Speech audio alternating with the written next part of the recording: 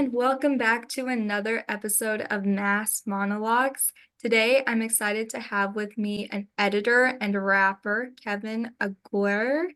I'm sorry, I don't know if I'm pronouncing that correctly. You can correct me if I'm wrong, but can you tell us a little bit about yourself, what you do, and how you got into it? Yeah, my name is Kevin Aguirre.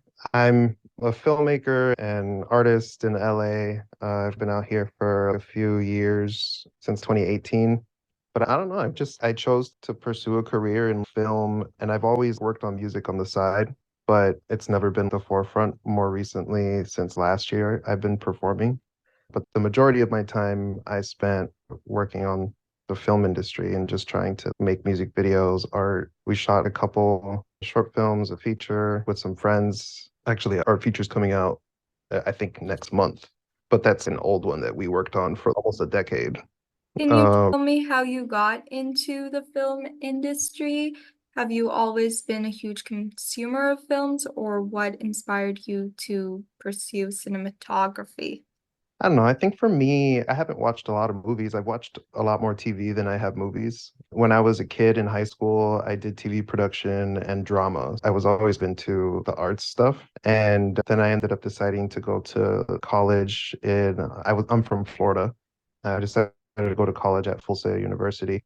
And there, I actually wanted to go to that school because I thought it was an acting school at first. Mhm. But when I got there, I realized that you're too busy to shooting movies to act in it Mhm. because it's a really hectic schedule and all that. I made my connections and I learned how to do things there. And then I came out to LA and met up with a bunch of friends, and then we just started shooting things. What is usually your role in the filmmaking process? I started in post, so like I started in editing, but since the last 4 years, I've been able to direct more. I've been able to produce more. I still edit it a lot because it makes money, but there's something about sitting at my computer for 12 hours that I don't like. Mhm. So I prefer being like a creative. I prefer directing and stuff when I can. Yes. Um, and really just finding a lot of any kind of creative work. I make pitch decks for people since there's a lot of people trying to pitch their own shows. I have really good eye for design and stuff. Can you Just kind of tell like, me what mhm. an editor does, a film editor does? What does your job entail? Do you have certain computer programs that you have to set up in order to edit videos? Yeah, an editor just puts the story together. There's different kinds of editors in the film industry because I used to do narrative stuff, which narrative is fun because that's all the shows that you watch. But that's just about putting the best actors on the screen and their best takes Mhm. and being methodical in that sense. But then there's an entire industry in editing where you're making montages instead or fast-paced edits for a music video or something. I use Premiere Pro, Adobe Premiere Pro. A lot of the industry uses Avid, but most of the editing softwares are the same. I think you can get DaVinci for free, and honestly, I would switch to DaVinci because it's not a monthly subscription. Mhm. And the free version, you can do everything. I think the only thing it doesn't do is the VFX stuff, Mm. which is if you had Adobe and After Effects. So I'm a huge DaVinci fan. And when you're filming music videos and you're working with the artist, are there certain takes that they envision that you have to edit or go back and edit it to match up to what they're envisioning in their minds? Yeah, like it's all a collaborative process. So I've been able to do a couple like bigger music videos. I created produced the Bon Jovi one. I probably get two a year or something. Like they were cool to work on. And it starts off by writing a treatment. The artist, sometimes people have representation where somebody will send an email and they'll say that this artist has this much money to shoot a music video, Mm-hmm. write an idea for it, which is making a pitch deck. Mm-hmm. And if they like it, they'll choose you, they'll give you the money, and then you'll use that money to shoot the project. How do you go about creating a pitch deck? Do you look into the artist's profile, their whole images, their description, their story, and then do you base it off of that? Or do you listen to the song and find inspiration from that? How would you approach that? The last music video I did was with Dream and Young Gravy, and they had Dream had approached us with a song, and he had an idea for it already, and I basically figured out the cool way to shoot it in the budget. But his idea was essentially he wanted to wake up in his place and have a theme of teleporting doors. At one point, he wanted to teleport to Mount Everest, and then Mhm. from Mount Everest, he wanted to teleport to a mansion where Young Gravy was. Mr. Beast actually ended up sponsoring the video, so we had to shoot like a hero shot of his chocolate bar, Mhm. and I think Rockstar also sponsored it. So that helped with the VFX Mhm. in the budget. That helped just make the music video better Mhm. because we could pay for actual VFX. And has there ever been a point where you've met an artist or seen what their idea is and you thought, I can't do this within their budget, or we might need to take elements away, or we might need to change it up a bit? Yeah, I mean that Dream Young Gravy one is a pretty good example because they wanted bedroom, mansion, and Mount Everest, like summer Mhm. mansion, super snowy Mount Everest, and they Yes. wanted to shoot it in one day. Uh-huh. That's impossible, as far as I'm aware. So, like, we ended up having to split the day into 2 days, which is part of why we found sponsorships. We had to split it into 2 days. One day we did it at a green screen studio Mhm. where we shot all the Mount Everest stuff. And the other day we shot it at the mansion. And then we just used one of the bedrooms as like a different bedroom, but it was in the same mansion. And are Um, you ever involved in helping artists, or I guess anybody who wants to create a video, find sponsorships, or is that more on their end? No, it was on their end. Like, it was actually funny because somebody on his team just kept walking up to me during the day and being like, "Hey, I think we found a sponsorship for Rockstar. Can we try working that into the video?" Yes, Hmm. because we need more money. Yes.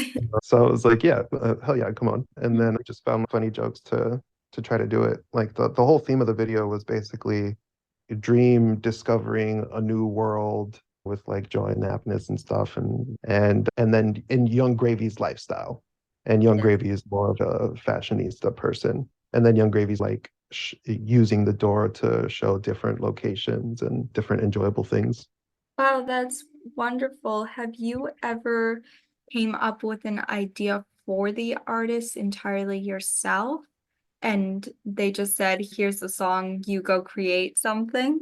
I guess maybe not one that I've shot yet, but I do have some that I'm working with other artists. All these videos cost money to make. Hmm. It's mostly they come up to me with a concept, and I guess I did do one with Coheed and Cambria. That was just a creative produced thing where they gave us a song, Jesse's Girl Part Two. You know Jesse's Girl, the first one, maybe. No, I'm not too familiar with it. I don't want to say his name wrong, but it's something Springfield.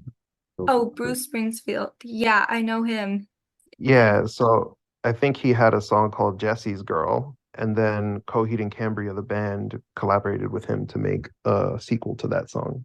This was Wow. like 3 years ago.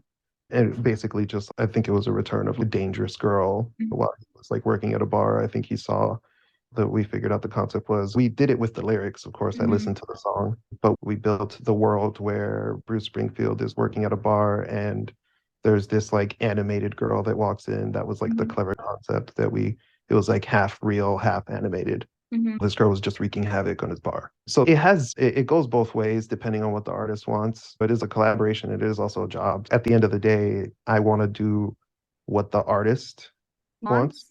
Once. Hmm. Yeah. But I am pretty strong with my opinions and I'm like, at the end of the day, we could do this the way you do, but I really think that this would work well. And it usually does. There are also times where I'm wrong, of course. Okay, can you tell me about your rapping and your music? Because did you start off in film and then you did music on the side, or how do you tie rapping into your whole portfolio? So I just love music. I really like to just make things. My favorite person is Donald Glover, just because it feels like he could do whatever he wants. You know, I used to listen to him all the time when I like back in high school, back in 2010, 2011. And I think I wrote my first song in 2008, but I also grew up like really shy. I grew up like pretty overweight. I'm healthier now, but like I recently lost 90 pounds. So I always worked on music because it was my release, Hmm. but I think I did a talent show in high school, but I wasn't even in the talent show. I was hosting it. Yes. No, I Uh, find with a lot of artists and creatives, they tend to be more introverted. It's just your form of expression is your creative outlet. yeah. So I do love music. I always thought I would make it in film because it was Mhm, more like attainable. I never really felt like a rapper or an artist. I call myself an artist, mhm, but I was just singing my truth to myself. And last year I started performing because I hit another low and I wanted to get another escape. And I started performing and I was excited when it was pretty well received.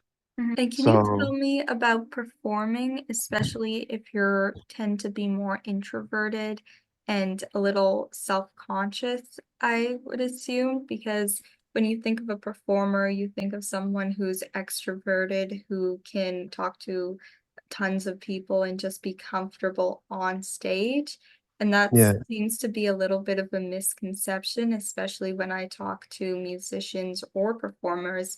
They say, oh no, I was scared as I was the scaredest person before going on stage. 5 minutes before, I felt like throwing up. Can you tell me how you go about combating those fears and that anxiety? Yeah, I still feel it a lot. It's definitely grown. I've been on stages like in bits and pieces of my life. So I felt that feeling the first time in high school when I was doing plays. I never had the biggest role, so it was still just getting over the fright of it. Then when I guess I felt like I didn't have anything to lose, I was in Miami. This was like 23 early, Mhm, and I went to this coffee shop called Tea and Poets, mhm, and I just performed one of the songs that I was playing. I did release that song mhm, like a couple years before, but mhm. just to my small audience. I think it has 5,000 streams. Yeah. And then it probably got that in the first couple months and then never really grew much after that. Yeah. And And what do you write your songs about? Where do you find your inspiration? it's really just different chapters of my life.